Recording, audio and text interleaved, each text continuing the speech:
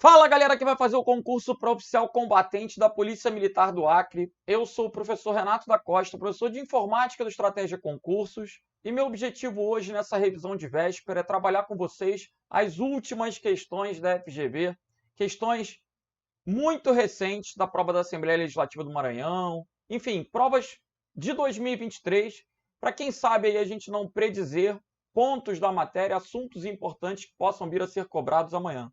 Então, vem comigo, galera. Vamos nessa. Vamos embora. Vamos lá. Lembrando o conteúdo programático, que traz, dentro de informática básica, a parte de hardware, componentes de um computador, processador, memória e periféricos mais comuns, dispositivos de armazenagem de dados, propriedades e características, arquivos digitais, formatos de arquivos, extensões, documentos, planilhas, imagens, sons, vídeos, principais padrões e características, arquivos PDF, conhecimentos sobre o sistema operacional Windows 10, conceitos gerais sobre os principais utilitários e configurações, produção e edição de documentos, funções para edição, busca, formatação, impressão e manipulação de arquivos, controle de alterações, uso de senhas para proteção, formatos para gravação e integração com outros aplicativos no ambiente Windows. Produção e edição de planilhas, funções para edição de busca, formatação, impressão e manipulação de arquivos, manipulação de formas, funções e gráficos, importação e exportação de dados. Ou seja, editores de texto e planilhas. Considerando o quê? Microsoft Office e LibreOffice. Então pode cair Word, Excel, pode cair Writer e Calc. Navegação segura, conceitos gerais e funcionamentos de internet. Cuidados, ameaças, uso de senhas e criptografia, token e outros dispositivos de segurança, navegadores, browsers e suas principais funções. Transferência de arquivos e dados, upload, download, banda, velocidade de transmissão. Referência, Microsoft Office e LibreOffice. Bom, vamos lá, galera. Vamos começar com uma questão da Assembleia Legislativa do Maranhão. Avalie as afirmativas a seguir a respeito do pincel de formatação. Um botão dos processadores de texto que vai permitir clonar uma formatação. Como assim? Se eu tiver um trecho de texto com negrito, itálico, sublinhado, e eu preciso aplicar essa formatação a outro trecho de texto, eu não preciso repetir os procedimentos, eu posso copiar a formatação usando o pincel. Logo, o item 1 traz os tipos de fonte não são afetados pela aplicação do pincel de formatação. O item 1 está errado. Dentre os recursos que são copiados, o tipo de fonte, o tamanho, a cor, os estilos e os efeitos que a fonte possui são replicados. Então, o item 1 é falso. Se o item 1 é falso, já eliminei duas alternativas. Os tamanhos da fonte não são afetados. O item 2 é falso também. Com isso, eu chego à resposta, gabarito letra E. O pincel de formatação pode ser acionado pelo mouse com um clique simples, quando eu quero reproduzir aquela formatação uma única vez. E com um clique duplo, quando eu quero manter a formatação, para que eu possa reproduzir diversas vezes. O contexto do clique duplo é manter o pincel de formatação pressionado, permitindo que eu replique a formatação em diferentes segmentos do trecho de texto. Vejam, entrei no Word. Vou digitar um breve texto. Legal. Digitado o texto,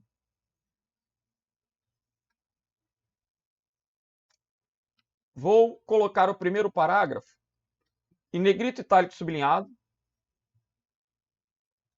Vou mudar o tamanho da fonte, o alinhamento e a cor. Vou usar o pincel agora, selecionando o parágrafo e clicando no pincel.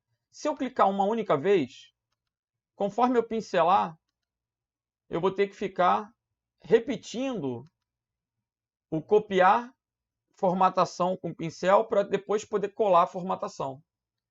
Agora, se eu seleciono o trecho de texto, dou um duplo clique, eu travo o botão do pincel.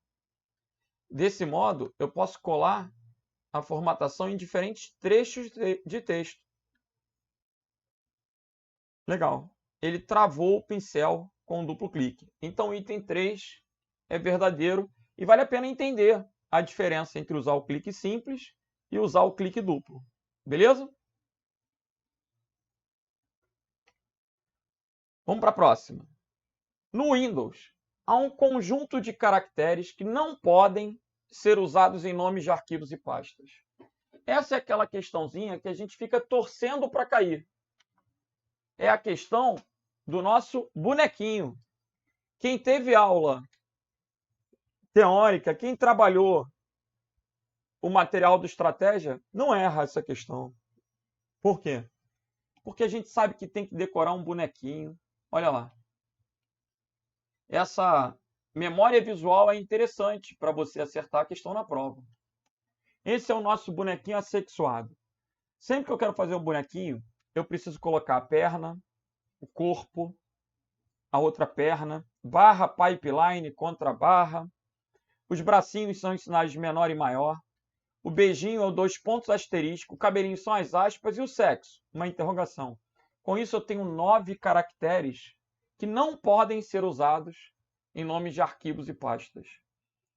Percebam que o hífen pode ser usado, o dólar pode ser usado, o parênteses pode ser usado, o asterisco não. O underline pode. Então, o gabarito aqui é o quê? Letra D de delta. Tomara que caia. Vamos para a próxima. Um usuário do Windows em português tem instaladas e configuradas 3 impressoras. HP 3160, uma HP LaserJet Pro 400 e uma jato de tinta DeskJet Plus 6476.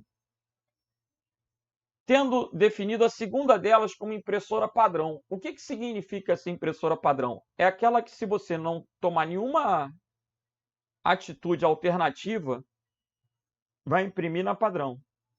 Ou seja, se você clicar diretamente no botão de imprimir, ele vai imprimir na impressora padrão. Ok? Se você não alterar nada, para isso a gente tem uma padrão. Nesse cenário é dado que há outras impressoras disponíveis. Assinale a alternativa correta. Letra A. Somente será possível imprimir na impressora HP Laser Pro 400. Por que eu vou restringir com somente se eu tenho 3 impressoras? Não. Esse item está errado. Letra B. Para utilizar qualquer impressora que não seja HP LaserJet Pro, que é a padrão, a segunda é a padrão. O usuário deverá realizar o mesmo procedimento e alterar a impressora padrão? Não, ele não precisa alterar a impressora padrão. A padrão é aquela que vai ser mais usada.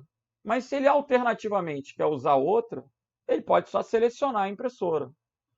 É necessário alterar o padrão se ele achar que ele vai passar a usar mais uma outra impressora. A ideia de ter uma padrão é facilitar o uso. Aquela que é mais usada e definida como padrão. Então, a letra B está errada. Letra C. Caso a impressora HP LaserJet Pro seja removida, o usuário não conseguirá imprimir em outra impressora. Tem mais 2. No envio de material para impressão sem designação específica, a impressora HP LaserJet Pro 400 será selecionada automaticamente. Esse é o conceito do padrão. Por isso, o gabarito dessa questão é letra D de delta. Ok? Vamos que vamos.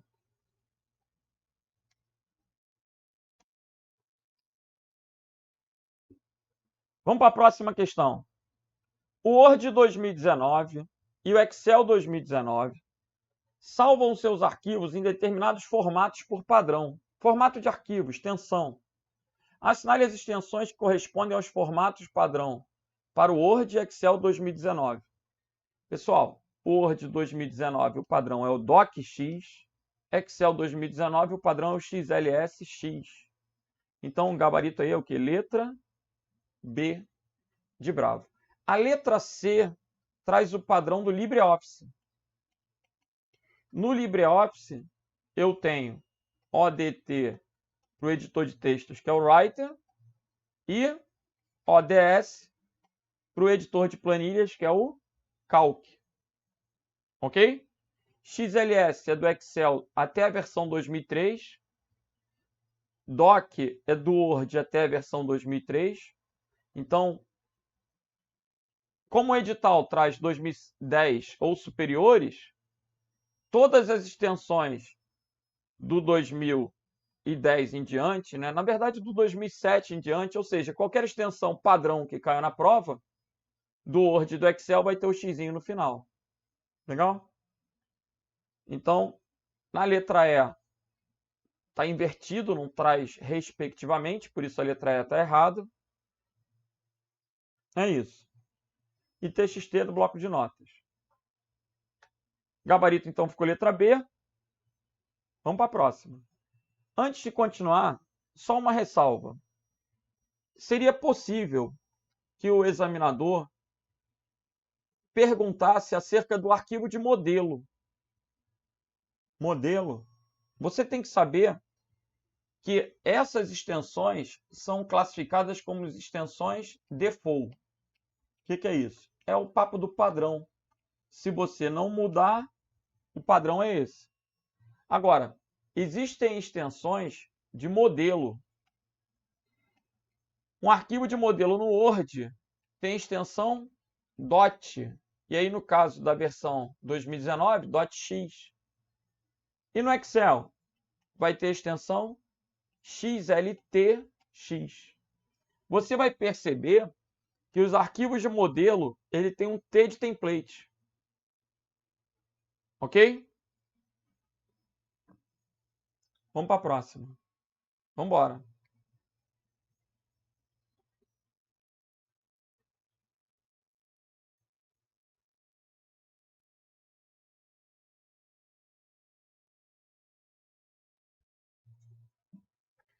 Maria recebeu um arquivo intitulado casa.jpg, a ser incluído no texto do documento do Word que ela está preparando. Assinale a opção da guia Inserir, que Maria deve utilizar para fazer essa inserção.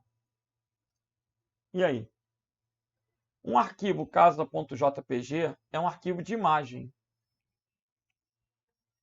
O caminho para inserir imagem no Word vai ser a partir de inserir, ilustrações e imagem. Assinale a opção da guia Inserir que deve ser usada. Imagens. Formas é para figuras geométricas. Gráficos são representações de números. Gráfico de pizza, gráfico de linhas, colunas, barras. Instantâneo é para captura de tela. Para tirar um print de alguma janela. E o Smart Art é para construir fluxogramas, diagramas contendo textos e elementos gráficos para transmitir informações visualmente. Seria a teoria do Smart Art, beleza? Então, gabaritozinho aí, letra C de Charlie.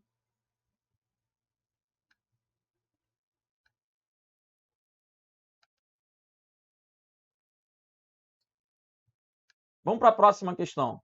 Bora. Analise as afirmativas a seguir a respeito do uso de colunas no corpo de documentos criados no Microsoft Word. Item 1. O número de colunas não pode passar de 5. O que você acha? Bom, você tem que saber que o número de colunas é absurdo. Como assim? Talvez você não queira decorar que o limite de colunas é igual a 45. Vejamos. Vou selecionar aqui, ó, vou na guia Layout, Colunas, mais colunas. Vou colocar 100 e ele vai me dar um alerta de o número tem que estar entre 1 e 45.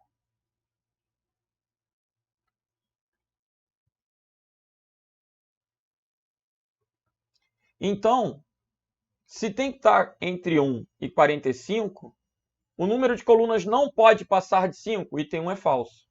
O não está errado. Se o item 1 é falso, eliminei duas alternativas. Legal.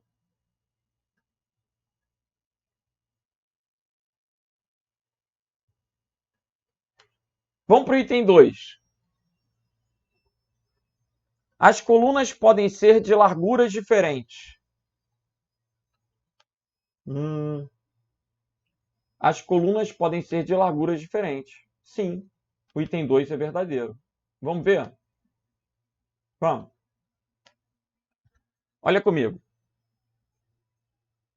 Quando eu seleciono um trecho de texto, clico lá em Layout e vou configurar colunas, dentre as pré-definidas já aparecem as opções, ó, de esquerda menor que a da direita, de direita menor que a da esquerda.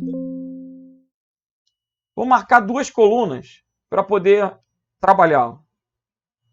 E aí eu posso modificar a largura entre as colunas e o espaçamento entre elas. Beleza? O item 2 é verdadeiro. As colunas podem ser de larguras diferentes. Se o item 2 é verdadeiro, vou riscar a letra C. Não é permitida a inserção de quebra de página no interior de uma coluna. Está errado. É permitido sim. Então, o item 3 é falso. O gabarito é letra B de bravo. Professor, o que é uma quebra de página? A quebra de página pode ser realizada com o atalho de teclado Ctrl Enter. Anota aí, pode ser Ctrl Enter ou ainda Ctrl Return. O que é return? É o Enter. Só que quando cai return, tem gente que não sabe e acaba errando. O Ctrl Enter é a quebra de página. Quando que a gente deve usar uma quebra de página? Quando a gente está trabalhando, por exemplo, numa capa de trabalho. Tem gente que faz uma capa e fica dando Enter, Enter, Enter, Enter, Enter para poder mudar de página. É horrível. Por quê? Qualquer modificação no tamanho do papel, na orientação, na margem, faz com que fique um buraco no texto, o texto fica desorganizado. Então, a maneira correta, quando você quer começar um texto numa página em branco, é inserindo uma quebra de página. Eu vou começar o capítulo de um livro, então insere uma quebra de página. Beleza? E aí o caminho para inserir uma quebra de página pode ser a partir da guia Layout, configurar página, quebras. E aí, quebra de página. Ou ainda, a partir da guia inserir páginas e quebra de página. Percebam que esse comando ele tem uma redundância. Eu posso fazer a quebra de página de várias formas. Isso também cai em prova, tá, gente? Então, eu posso inserir quebra de página a partir da guia Layout ou a partir da guia Inserir. Legal. Vamos para a próxima. Bora. Próxima questão. Analise a afirmativa a seguir. Essa já foi. João está editando um documento no Word composto por 3 segmentos. Uma introdução de apresentação, um índice completo sobre os tópicos abordados e o corpo do documento.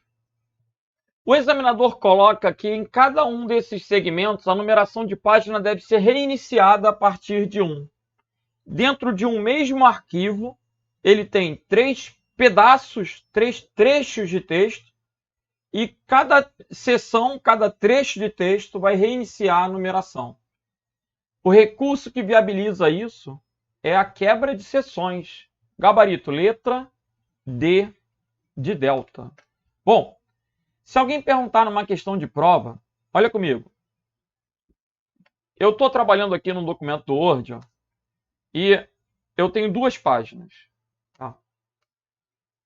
Se eu quiser que a próxima página tenha uma orientação de papel diferente, ó, aqui observem que a página está retrato, né?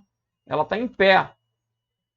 Se eu quiser que a terceira página fique deitada, paisagem, eu posso vir aqui em Layout, Quebras, Quebra de seção. E aí eu posso definir que essa seção, esse pedaço, vai ficar com orientação o quê? Paisagem. E assim eu consigo ter trechos de texto com configurações diferentes. Vou quebrar de novo. Quebra de seção de próxima página. Vou voltar com a orientação retrato. Vou mudar o tamanho do papel. Ele vai mudar só nessa seção. Olha que interessante. Tem gente que, para tentar fazer isso, ia fazer um monte de documentos diferentes, ia criar arquivos novos. Porque quando você mexe na orientação, mexe no tamanho do papel, mexe na margem, o padrão é que o Word altere o documento todo. E se você não quer mudar o documento todo, aí você pode trabalhar com as seções. Essa necessidade ela é muito comum em TCC, em monografia, em dissertação, em tese, em trabalhos científicos. Tem gente que entrega TCC para mim, agora não, né? Porque eu fico brabo. Mas tinha aluno que entregava tipo 4 arquivos. Aí eu perguntava, por que você está me entregando 4 arquivos? Ah, professor, porque um é a capa, outro é a introdução, outro é o sumário. E eu não conseguia reiniciar essa numeração de página, não. Estava dando tudo errado. Aí eu fiz arquivos separados. Que droga. Sempre que você tiver a necessidade, eu acho que preciso criar um arquivo novo. É só criar uma nova seção. Beleza? A ideia é essa. Então, voltando aí para o nosso material, quebra de seções. Essas quebras de seções, elas podem ser divididas em quebra de seção de próxima página, quebra de seção contínua, quando eu quero dentro de uma página, por exemplo, ter parágrafos com colunas diferentes. Aí eu tenho a quebra de seção contínua. E existe também quebra de seção de página par e de página ímpar. Ok? São os tipos de quebra de seção. Legal. Gabarito letra D. Vamos para a próxima. Vamos embora. Francisco estava utilizando o explorador de arquivos no Windows quando inadvertidamente excluiu um arquivo. Que droga! E agora? Para recuperar o arquivo, ele pode pressionar um Ctrl Z. Ctrl Z é o atalho para desfazer. Então, gabarito é letra E. Lembrem que o Ctrl V é o colar, Ctrl C é o copiar, Ctrl X é o recortar e Alt F4 é para fechar, para sair de alguma janela, algum aplicativo. Esses atalhos são bem triviais, então essa questão ela foi um presente na prova da Assembleia Legislativa do Maranhão. Ok? Uma questão a nível de FGV, classificada como muito fácil. Beleza. Vamos para a próxima. Aqui a gente já tem uma questão de hardware, falando sobre o dispositivo de saída, que é o monitor. Monitores podem ter diferentes resoluções de exibição. Assinale a resolução que corresponde em pixels a de um vídeo 4K. E aí? Essa definição UHD. Qual é a definição 4K aqui, gente? Bom, a primeira coisa que você vai observar quando ele tratar resoluções é que a quantidade de colunas tem que ser sempre maior do que a quantidade de linhas, tendo em vista que o monitor é retangular. Então, proporcionalmente, todas as alternativas são válidas. Algumas vezes a gente pode trabalhar a exclusão. Se você vir a numeração menor na frente, já pode inferir que está errado. É isso que eu estou sugerindo. Ok? Então, 1280 por 1080 é a quantidade de colunas e linhas. 1920 por 1080 é chamado de Full HD. E 3840 por 2160 é a 4K. Então o gabarito aí é letra D de delta. Por descargo de consciência, ó, 1280 por 720 é HD. Ok? 1280 por 1080. Essa não tem na tabelinha. Mas aqui eu tenho HD, a Full HD, a 4K. Essas são as relevantes para a prova. Gabarito aí, letra D de delta. Professor, acha que... Está na véspera da prova. Acha que vale a pena decorar C e AD? É isso, meu filho. Vale a pena decorar C e AD. Existem dezenas de resoluções diferentes. Eu podia ficar aqui valorizando esse monte de coisa. Mas não. Se vir esse assunto na prova amanhã, a tendência é que cobre o Full HD ou 4K. Então, é letra C ou D. Ok? Vamos para a próxima. Bora! Normalmente, os arquivos deletados no Windows 10 por meio da tecla Delete não são mais exibidos pelo explorador de arquivos. Se ele foi deletado, ele vai... O objetivo de deletar é excluir. Agora, a questão está dizendo que eles ficam preservados em uma área especial conhecida como lixeira. Essa área especial é uma pasta de sistema do Windows que vai possibilitar uma recuperação em caso de erro. É uma chance que o usuário tem, se ele por acaso excluir de forma inadvertida, por equívoco, de restaurar o arquivo da lixeira. Assinale a opção de teclado que pode ser utilizada para remover um arquivo definitivamente, ou seja, sem passar pela lixeira. Para excluir um arquivo definitivamente, a gente pode pressionar a tecla Shift e realizar um procedimento de exclusão como Shift Delete. Então, letra B é o gabarito.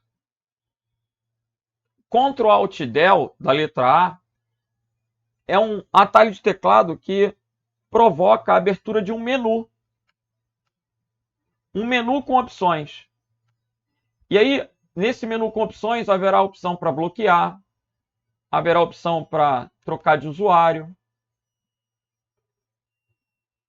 Entendi. O Ctrl Alt Del abre um menu de opções que permite acessar o gerenciador de tarefas. Aí você está falando algumas opções do menu. Gerenciador de tarefas, bloquear, trocar de usuário. Letra C, tecla Delete 2 vezes. Não tem sentido. Se você pressionar uma vez, o arquivo for para a lixeira, não tem sentido pressionar 2 vezes. A letra D também não tem coerência. A letra E, idem. Então, gabarito aí, letra B de bravo. Vamos para a próxima. Esse tipo de questão requer análise. No contexto de uma planilha eletrônica, como no Calc ou no Excel, analise a definição de duas regiões. Gente, vale a pena prestar atenção agora que tem um macete. Se esse assunto cair, tem muita gente que vai errar. Então, vem comigo. O que o examinador está querendo? A área comum entre dois intervalos. Ele quer a interseção. O que é comum entre dois intervalos? Então, ele coloca o intervalo de B5 até G10 e de E7 até H14. Vamos entrar no Excel? Vamos. Vou carregar aqui o Excel rapidamente. De B5 até G10.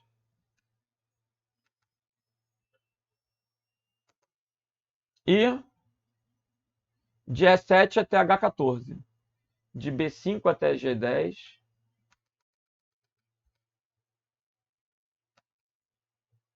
B5, G10. E de E7 até H14. A gente percebe, ó, nessa imagem, aqui é fácil, né? Porque eu tenho a tabela já toda desenhada, só estou selecionando. Então é relativamente fácil entender que a interseção é esse intervalozinho comum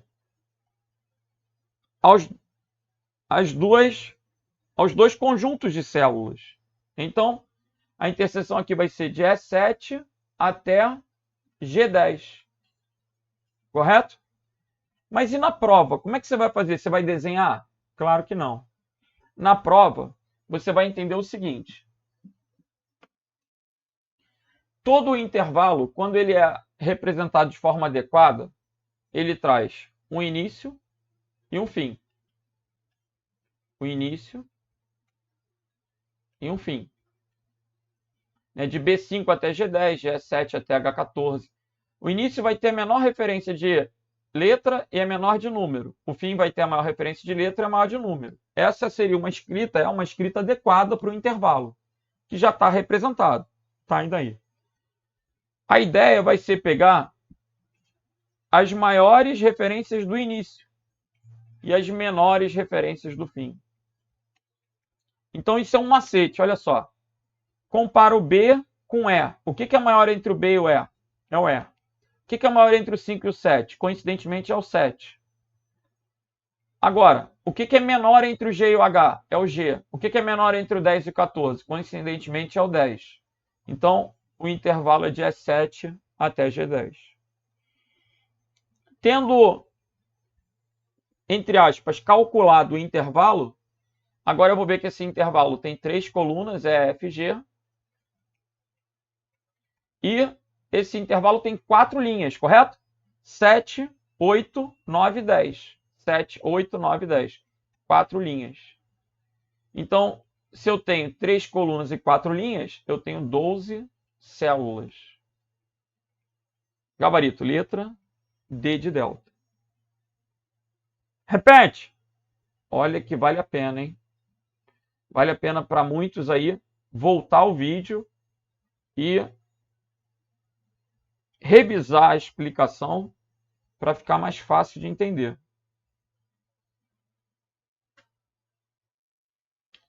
Vamos lá, galera. Mais uma questão da Prefeitura de Niterói. Na elaboração de uma planilha do Excel 2013, o arquiteto usou a fórmula B1 mais B2 dividido por 2 contida na célula C1. Então vamos lá. C1 é igual a B1 mais B2 dividido por 2. Quando a fórmula for copiada e colada para a célula B4, o que vai acontecer?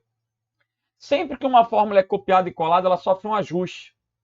O ajuste vai variar de acordo com a quantidade de linhas e colunas que a gente tiver entre a origem e o destino. Ele está copiando de C1 para B4. Então, o que vai acontecer? Diminuiu uma coluna e aumentou 3 linhas. Percebe o que eu estou colocando aí? Ó? Do C para o B, anda 1 para trás. Do 1 para o 4, anda 3 para frente. Então, aonde é letra, eu vou diminuir 1. B menos 1 vai virar A. Aonde é número, vai aumentar 3. 1 mais 3 vai virar 4. Já matei a questão, já sei que o gabarito é letra C. O B vai virar A e o 2 vai virar 5. A4 mais A5 dividido por 2. Perceba também que esse número 2 no final a gente chama de constante. Números digitados diretamente em uma fórmula são constantes. O 2 não vai ser incrementado porque não é linha. A gente vai ajustar decrementando ou incrementando as colunas e linhas. O 2 não é uma linha. Esse número 2 no final é uma constante, ok? Diferentemente do 2 do B2, que é o número da linha. Legal. Gabarito letra C de Charlie. Um assunto bem batido aí em provas, né? Referência relativa, absoluta, mista. Legal. Vamos para a próxima. Um relatório editado no Word 2013 apresenta diferentes grupos para o mesmo vocábulo. arquitetura com letra maiúscula, arquitetura só com a inicial maiúscula e arquitetura tudo minúsculo. Ao utilizar apenas o atalho Ctrl L para localizar a palavra arquitetura em letras maiúsculas, serão selecionadas as seguintes grafias. E aí? Para localizar a palavra arquitetura em letras maiúsculas, ele vai selecionar todas as 3 grafias. Se você não quiser que ele selecione as 3 grafias, na janela do localizar, você vai ter que clicar em mais e depois clicar em diferenciar maiúsculas e minúsculas. É uma caixa de verificação contida na janela do localizar. Olha comigo. Voltei lá para o Word. Eu estou querendo colocar que o padrão do Word é não diferenciar maiúsculas e minúsculas. Se eu quiser, eu clico aqui em mais e aí eu marco essa caixinha. Aí sim. Aí ele vai pegar de acordo com a grafia que foi colocada na caixa do localizar. Mas se eu não marcar essa caixinha, ele vai pegar as 3 grafias. Entendi. Então, é necessário marcar a caixinha para que ele diferencie. Sim. Por isso, o gabarito é letra E. Legal. Vamos para a próxima. Na versão do Excel 2013, todas as guias, exceto a guia arquivo, dão acesso às respectivas barras de ferramentas. A guia arquivo, ela dá acesso ao que a gente chama de modo de exibição backstage. O que é isso? O modo de exibição backstage coloca o arquivo em segundo plano. É o único modo, observem comigo. O meu arquivo em edição está aqui na tela. Eu estou vendo ele o tempo todo. Esse é meu arquivozinho em edição. Agora, eu posso clicar em qualquer guia que eu vou estar vendo ele. Se eu clico em arquivo, eu passo ele para trás. No sentido de que eu tenho uma tela que está tampando ele. Então, esse é o modo de exibição backstage, que coloca o texto em segundo plano. Legal. Vamos voltar. A guia layout apresenta 5 grupos. Quais são os grupos da guia layout?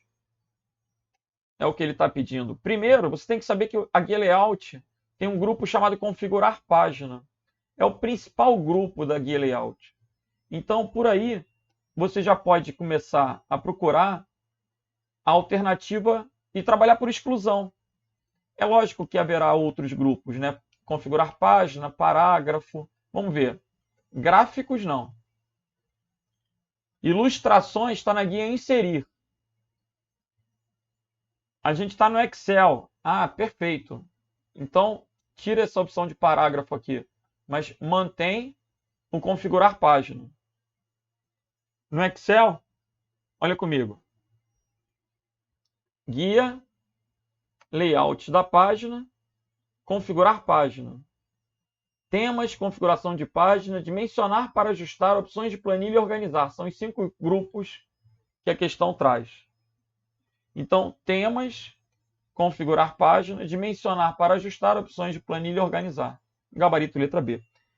Eu chamo a atenção que o configurar página, ele é o principal item da guia layout da página.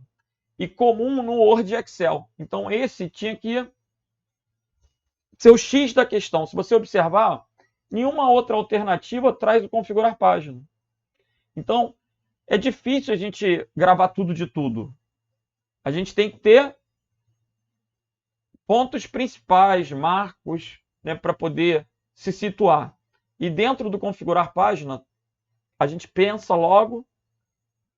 Dentro do layout da página, a gente pensa logo em configuração de página, que é onde a gente vai poder mudar o tamanho do papel, a margem, a orientação. Legal? Vamos para a próxima. Gabarito, então, letra B.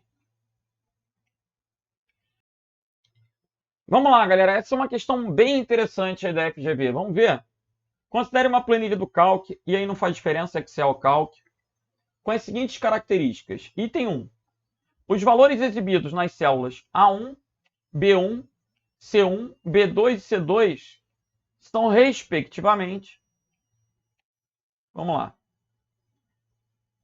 A1, B1 e C1, 15, 4 e 2. B2 e C2, 6 e 2. Legal. O que o item 2 fala? Olha que interessante, pessoal. A fórmula contida na célula A1 vale 15. Ó. É a soma de B1 até B3. Então, ele está dizendo que a soma de B1 até B3 dá 15. Só que a gente não sabe o valor da célula B3. Então, eu vou colocar um xzinho onde eu não sei. Isso vai virar o quê? Virou uma equaçãozinha de primeiro grau. 4 mais 6 mais x é igual a 15. X é igual a 15 menos 10. X é igual a 5. Então, gabarito aí, letra D de delta. O item 3 não serve para nada, gente. A fórmula contida na célula B1 é C1 mais C2. Tá, o item 4 ó, é 2 mais 2. Beleza. Então, qual o valor exibido em B3? O valor contido em B3, que não foi informado, é oriundo de quê? Dessa dedução. Se eu sei que A1 vale 15 e A1 é a soma de B1 mais B2 mais B3, se B1 é 4, B2 é 6, B3 tem que ser 5. Por isso o gabarito é a letra D. Legal. Vamos para a próxima. Vamos embora. Considere uma planilha do cálculo que exibe nas células A1, B1, C1, A2, B2, C2, A3, B3, C3, respectivamente os valores. Vamos ver. A, B, C. 1, 2, 3. A1, B1, C1, 60, 20, 65. 60, 20, 65. A2, B2, C2. 30, 45 e 10. 25, 5 e 30. 25, 5 e 30. Para todas as demais células, o valor é zero. Legal. Dado que a célula C3 foi copiada da célula A1 por meio do Ctrl+C, Ctrl+V. Assinale a fórmula originalmente contida na célula 1. E aí? A fórmula originalmente contida na célula A1.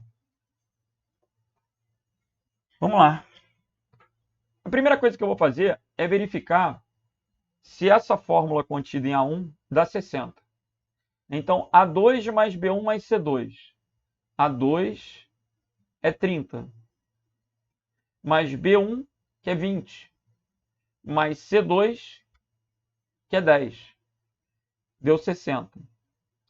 Embaixo tem a mesma sequência de células. 60, 60. E a letra C? A2, 60. A2 é 30. A3 menos B3, 25 menos 5 dá 20. E C2 é 10. Então, todas deram 60. Legal. Todas deram 60. Então, se eu considerar... Eu vou ter que fazer um por um. Se eu considerar que A1 é igual a A2 mais B1 mais cifrão C2, quando eu copiar para a célula C3, ele vai variar mais 2 colunas e mais 2 linhas. Então, o A2 vai virar A4. O B1 vai virar B3. Não é isso? Não. O A2, A mais 2 vai virar C, o 2 vai virar 4, C4. Mais D3, mais cifrão C4. Se eu considerar que todas as outras células estão vazias, isso aqui vai dar 0. Eu tenho que achar a fórmula que vai resultar em 30. Então, a letra A está errada. Se eu congelo, vou mudar agora, vamos para a letra B. A cifrão 2 mais B1 mais C cifrão 2. A cifrão 2 mais B1 mais C cifrão 2. Aumentou duas colunas, aumentou duas linhas. Então vai ficar C cifrão 2 mais D3 mais E cifrão 2. C2 é 10, D3 é 0, E2 é 0. A letra B vai dar 10. Tá fora. Essa questão é trabalhosa. Vou testar a letra C. Cifrão A2 mais A3 menos B3 mais cifrão C2. Vai ficar cifrão A4 mais C5 menos D5 mais cifrão C4. A4 é 0, C5 é 0, 0, 0. Então, também não é a letra C. Vou para a letra D. Cifrão A, cifrão 2, mais B1, mais cifrão C2. Cifrão A, cifrão 2 é uma referência absoluta, não vai mudar. Mais B1 vai virar D3. E o cifrão C2 vai ficar cifrão C4. A2 é 30. Então, 30 mais 0, mais 0. Vai dar 30. Gabarito letra D de delta. Legal, professor. E a última? A última ia ficar cifrão A, cifrão 2, mais cifrão B, cifrão 1. Está tudo congelado. Mais cifrão C4. Né? Porque ele só ia aumentar as duas linhas no final. E aí, quando ele coloca 2 mais B1, já deu 50. Então, a última vai dar 50, não corresponde a 30. Daí, a gente ratifica o gabarito letra D. Professor, tem outro jeito de fazer? Você poderia tentar pensar sem desenhar, mas ia ser mais propenso a erro, né? Legal, vamos para a próxima. Para que uma placa de vídeo possa suportar cores, 256 cores, é necessário que o número de bits por pixel seja igual a... Bom, vamos lá. Primeiro, placa de vídeo é para dar suporte ao monitor, né? A tela. O pixel é um ponto de luz. E esse ponto de luz, ele vai ter uma quantidade de cores. Ele está dizendo que tem 256 cores. Então, eu tinha que saber que 256 é igual a 2 elevado a 8. A quantidade de cores sempre vai ser uma potência binária. Sempre vai ser uma potência de 2. Então, o que poderia cair na prova seria, por exemplo, 16 cores, 32 cores, 64 cores, 128 cores, 256 cores, 512 cores, 1024 cores, 2048 cores. Quanto maior a quantidade de cores, maior a quantidade de bits. Bit é base 2, que você vai precisar ter para cada ponto de luz. E aí, consequentemente, quanto mais pontos de luz e quanto mais cores eu tenho, maior é o tamanho do arquivo. Melhor vai ser a qualidade da imagem e mais pesado vai ser o arquivo. Então, reitero, se eu tenho uma imagem, quanto mais pixels eu tiver na imagem, melhor. Sendo que cada pixel vai corresponder a uma quantidade de bits. Então, quanto mais pixels, maior vai ser o tamanho do arquivo. Quanto mais cores, maior vai ser o tamanho do arquivo. A resposta aqui é igual a 8. para eu ter 256 cores, eu preciso ter 8 bits, base 2 elevado a 8. Então, eu preciso que você entenda que 2 elevado a 4, 2 elevado a 5, 2 elevado a 6, 2 elevado a 7, 2 elevado a 8, 2 elevado a 9, 2 elevado a 10, 2 elevado a 11. Então, a quantidade de bits é a potência. Se eu tenho 4 bits, eu tenho 16 cores. 5 bits, eu tenho 32 cores. E assim sucessivamente. 256 cores, eu consigo com 8 bits. Gabarito letra, B de bravo. Tomara que caia. Tomara que caia. Vamos para a próxima. Um técnico foi atender uma ordem de serviço para a instalação de um novo monitor. Ao olhar a parte posterior do monitor, o técnico identificou que a porta disponível para a conexão do monitor é a da figura a seguir. Gente, essa não é uma porta HDMI. Quando eu penso em monitor, o monitor pode ser VGA, o monitor pode ser DVI, pode ser DisplayPort e pode ser HDMI. Esse VGA era o mais velho. Havia 9 pininhos. Era um conectorzinho nesse formato. O DVI já é bem diferente. Esse é o tal do DisplayPort. O HDMI, vocês vão perceber que as duas pontas dele são chanfradas assim, né? Olha como é um slot, perdão, uma porta HDMI. Você usa HDMI na sua residência certamente para ligar a televisão, no videogame, no computador. A porta HDMI tem a vantagem de permitir, além da passagem do vídeo, também a transferência de áudio. É uma característica do DVI. Olha comigo aqui, ó. A porta DVI, ela tem as duas pontinhas com essa quina quebrada. Vamos colocar dessa forma. Ok? Essa seria a porta HDMI. E DisplayPort é o que caiu na prova. Alguns computadores Apple, alguns montadores preferem esse conector, né? DisplayPort. São encaixes diferentes, pessoal. Não consigo encaixar um cabo HDMI numa porta DisplayPort ou vice-versa. Olha como os formatos são diferentes. Esse da direita é HDMI e da esquerda é um DisplayPort. Aqui eu tenho um conversor. Beleza? Legal. Porta paralela era para impressora velha. Ela tinha 25 pinos.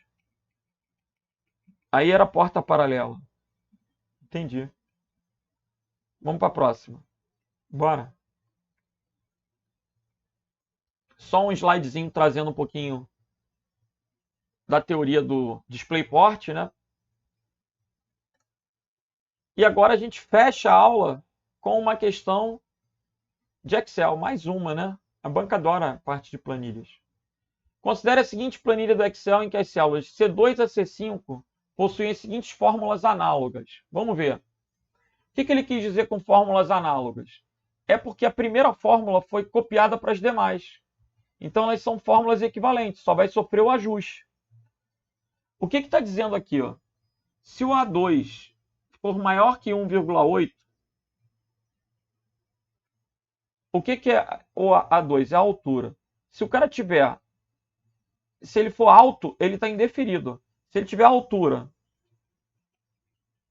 maior que 1,80, ele está reprovado, indeferido. Se ele for menor que 1,80, se ele tiver altura abaixo, ele vai para o segundo C.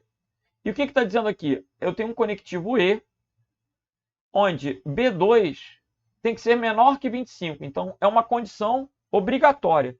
O IMC tem que ser menor que 25. Ou seja, a pessoa tem que ser magra. E a altura ela tem que ter sido menor que 1,80, mas ela tem que ser maior ou igual a 1,70. A altura maior ou igual a 1,70. É como se esse critério de seleção ele é bem rigoroso, né? Porque não pode ser alto demais e não pode ser baixinho e não pode ser gordo. Né? Tem que estar com a altura ali de 1,70 a 1,79. E o IMC tem que ser menor que 25 para que seja deferido. Ok? Nesse caso, quais serão os resultados? Vamos ver. A altura tem que ser menor do que 1,80, né? Se, perdão, A2 for maior que 1,80 está indeferido. Não, então até 1,80 ele passa. Maior que 1,80 é do 1,81 em diante.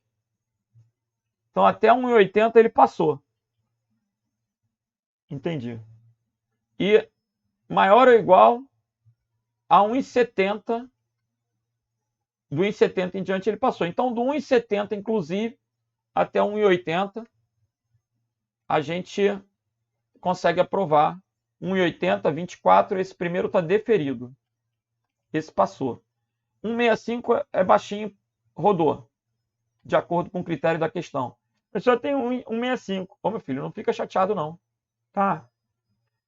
1,75 está dentro da altura, está dentro da altura. Só que MC30 está alto demais. Ó. Então, como é que vai ficar aqui? Indeferido, indeferido e deferido. Certo? Só quem passou foi o da linha 2 e o da linha 5. Legal. Então, ficou deferido, indeferido, indeferido, deferido. Deferido, indeferido, indeferido, deferido. Letra C.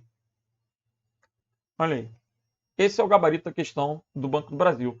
Tinha que interpretar a função C. Não precisava fazer essa interpretação 4 vezes, porque elas são análogas. Então, eu interpretei a primeira fórmula.